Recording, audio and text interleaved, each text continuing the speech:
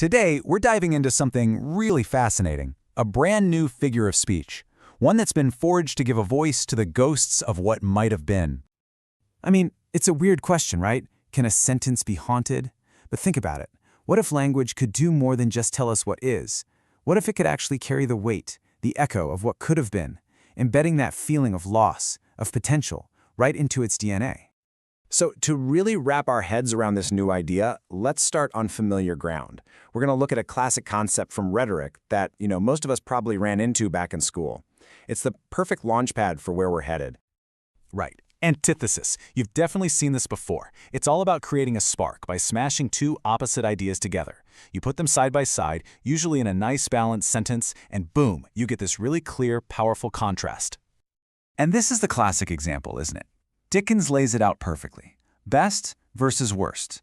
The structure is mirrored, it's clean, it's powerful, there's no gray area. But what if the contrast wasn't so clean? What if one side was, haunted by the other? Okay, so this is where it gets really interesting. We're about to move beyond that simple, straightforward contrast and ask a much, much deeper question. So, on one hand, you have your basic antithesis, a balanced contrast, plain and simple. But on the other hand, we've got this more profound question. What if you could describe something that exists, but in a way that makes you feel the ghost of a better version of it, a version that never came to be? Suddenly, our old rhetorical tools just don't feel like enough. We need something new. And that exact need, that gap in our language, is what led to a new figure of speech being literally forged. It's a tool that's been designed from the ground up to capture this feeling, this tension between what is and the shadow of what could have been.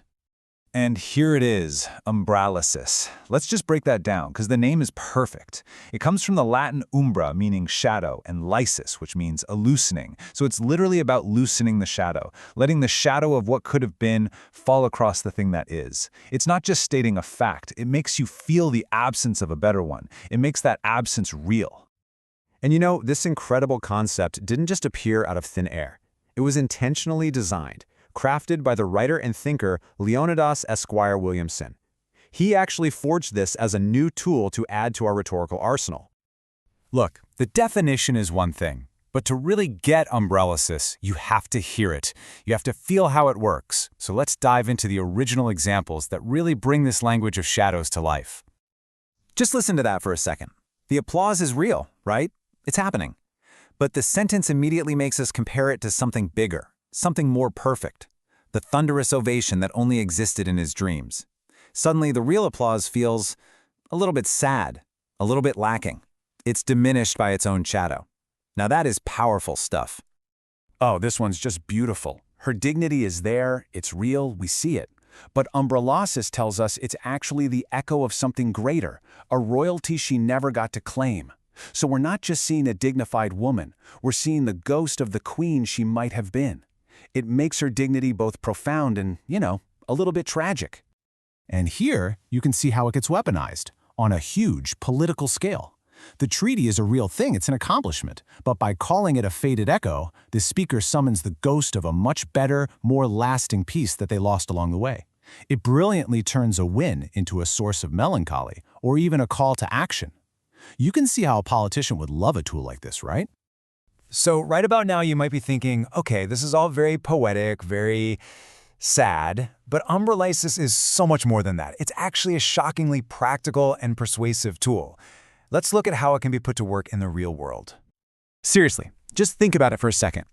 In branding, you could sell a luxury car not just as a car, but as the echo of the freedom you were meant to have.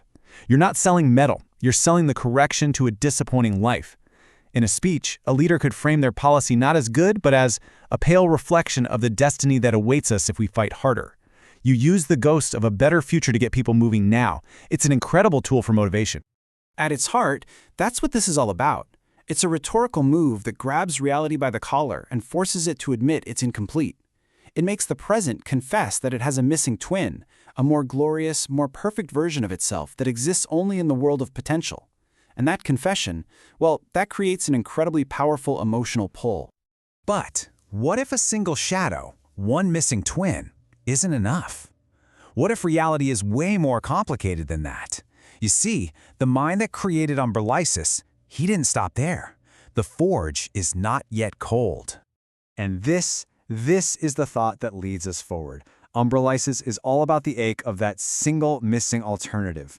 But a shadow can only exist if there's a light source. So what if, instead of being haunted by one shadow, something could be defined by a whole spectrum of possible lights it could step into? We're moving from the singular thing that we mourn to the multiple things that shimmer with possibility. We're going from the ghost of what wasn't to the entire spectrum of what could still be. Fluxion. And what exactly is that? Well, that's a story for another time.